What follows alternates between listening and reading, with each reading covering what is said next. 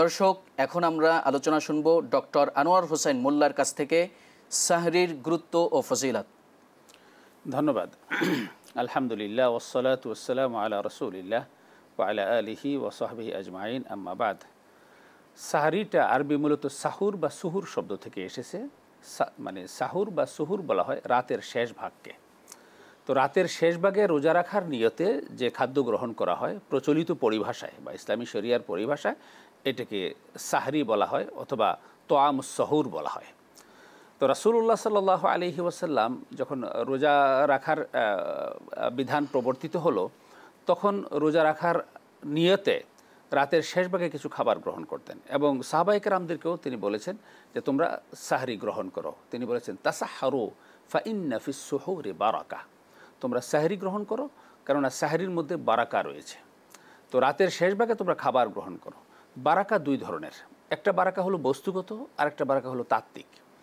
তো আমরা যদি বস্তুগত বারাকার কথা বিবেচনা করি, যে একজন লোক সারাদিন সে সিয়াম পালন করবে। সিয়াম কি? সারাদিন খানা বর্জন করবে, পানীয় বর্জন করবে এবং তার যৌনাচার বর্জন করবে। বিশেষ করে খানাপিনা বর্জন করার কারণে তার শরীরে খাবারের ঘাটতি দেখা দিবে, তার শরীরে পানির ঘাটতি দেখা দিবে, এনার্জির ঘাটতি দেখা দিবে, তার শরীরে পুষ্টির ঘাটতি দেখা দিবে। তো এই ঘাটতিগুলো পূরণ করার জন্যে যদি মানে রোজা শুরু হওয়ার আগ পর্যন্ত, অর্থাৎ রোজা শুরু হয় সুবে সাদেক থেকে, অর্থাৎ সুবে সাদেকের কিছু আগে, অর্থাৎ শেষ মুহূর্তে যদি সে মোটামুটি তার শরীরের চাহিদা পূরণ করার মতো পর্যাপ্ত খাবার যদি গ্রহণ করতে পারে, তাহলে আশা করা যায় যে আল্লাহ রাব্বুল আলামিন বস্তুগতভাবে আগামী সূর্যাস্ত পর্যন্ত তার শরীরে এই খাদ্যের মাধ্যমে যে এনার্জি তিনি গ্রহণ করলেন, যে প্রোটিন তিনি গ্রহণ করলেন, যেই খাদ্য উপাদান তিনি গ্রহণ করলেন, এগুলোর মাধ্যমে তার শরীরে আল্লাহ তাআলা এনার্জি দিবেন এবং তার রোজা রাখাতে তেমন কোনো কষ্ট হবে না। এটা হলো একটা দিক। আর একটা তাত্ত্বিক দিক হলো যে আল্লাহ রাব্বুল আলামিন যেহেতু মানে এই বিধানটা দিয়েছেন, রাসূল সাল্লাল্লাহু আলাইহি ওয়াসাল্লাম আল্লাহ রাব্বুল আলামিনের পক্ষ থেকেই এই সাহারি গ্রহণের বিধান দিয়েছেন, নিশ্চয়ই আল্লাহ রাব্বুল আলামিন তার ভিতরে সওয়াব রাখবেন। এটা একটা সুন্নতি খাবার, রাসূল সাল্লাম যেহেতু খেয়েছেন, এটার মধ্যে অবশ্যই আল্লাহ তাআলা বরকত দিবেন। তাত্ত্বিকভাবে ওই বান্দা বেনিফিটেড হবে, সওয়াব অর্জন করবে। আরেকটা হাদিসে রাসূল সাল্লাল্লাহু আলাইহি ওয়াসাল্লাম বলেছেন যে তোমরা ইহুদির থেকে ব্যতিক্রম করো, কেননা ইহুদিরা রোজা রাখে কিন্তু সেহরি খায় না, তোমরা সেহরি খাও।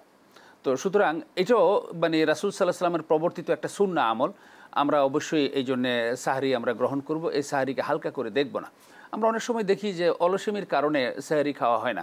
অন্তত সেহরির সময় এক গ্লাস দুধ হোক, 2 পিস খেজুর হোক, অথবা সামান্য কিছু ফল হোক, অথবা যতটুকু সম্ভব একটু খেয়ে নিক। এটা মানে যদি খেয়ে নেওয়া হয় তাহলে রোজার হকটাও আদায় হবে, নিজের শরীরের হকটাও আদায় হবে। আরেকটা বিষয় অনেকে ইদানিং লক্ষ্য করা যাচ্ছে যে রাতে শোয়ার আগেই 10টা 11টার দিকে 12টার দিকে উনি খাওয়া দাওয়া শেষ করে তারপরে তিনি শুয়ে যান, মানে সেহরির সময় আর উঠেন না, একবারে সকালে ফজরের সময় ওঠেন। তো এটা হলো হাদিসের যে মূল উদ্দেশ্য, এটা আদায় হবে হয়তো, কিন্তু হাদিসের মূল উদ্দেশ্য দুইটা দিক এখানে ব্যাহত হবে। একটা হলো সহুর, মানে হলো রাতের শেষ ভাগের খাবার। রাতের শেষ ভাগে তিনি গ্রহণ না করার কারণে সাহরির যে প্রকৃত উদ্দেশ্য সেটা তার অর্জিত হলো না। আর দ্বিতীয় হলো তিনি যদি 10টা 11টার দিকে 12টার দিকে তিনি খেয়ে রাখেন, তাহলে সকাল হওয়ার আগেই তার এই খাবারটা কিন্তু তার হজম হয়ে যাবে। সারাদিন শরীরে যে এনার্জি দেওয়ার কথা সেই এনার্জি হয়তো তিনি পাবেন না। এই জন্য আমাদের মুসলমান হিসেবে প্রত্যেকটা মানুষের উচিত হবে যে সুন্নাহ তরিকা অনুযায়ী আল্লাহ রাসূল সাল্লাল্লাহু আলাইহি ওয়াসাল্লাম যেটা আমাদেরকে শিখিয়েছেন সেভাবেই করা। কারণ যে কোনো ইবাদত কবুল হওয়ার জন্য প্রধান শর্ত হলো 4টা।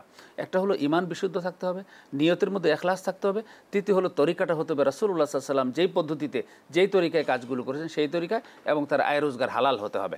তো এই ইবাদতের ক্ষেত্রেও এই সিয়ামের উদ্দেশ্যে আমরা যে সাহরি গ্রহণ করব, সেই সাহরির ক্ষেত্রেও আমরা রাসূলুল্লাহ সাল্লাল্লাহু আলাইহি ওয়াসাল্লাম যে সাহরির বিধান দিয়েছেন, তিনি সাহরি গ্রহণ করেছেন, সাহাবায়ে কেরাম থেকে সাহরি গ্রহণ করতে বলেছেন, আমরাও সেই সাহরি গ্রহণ করব। আমরা আশা করি এর মাধ্যমে আমাদের রোজা সুন্দরভাবে রাখতে পারবো, রোজা রেখে আমরা ভালো ইবাদত করতে পারবো, আমাদের শরীরে এনার্জি থাকবে, সেই এনার্জি দিয়ে আমরা কোরআন তেলাওয়াত করতে পারবো, আমরা নামাজ পড়তে পারবো, নফল ইবাদত করতে পারবো, এবং আমাদের দৈনন্দিন যে কাজগুলো আছে সেই কাজগুলো আমরা করতে পারবো। এই জন্য অবশ্যই সাহরিকে মানে হালকা করে দেখার কোনো সুযোগ নেই, গুরুত্বহীন মনে করার কোনো কারণ নেই।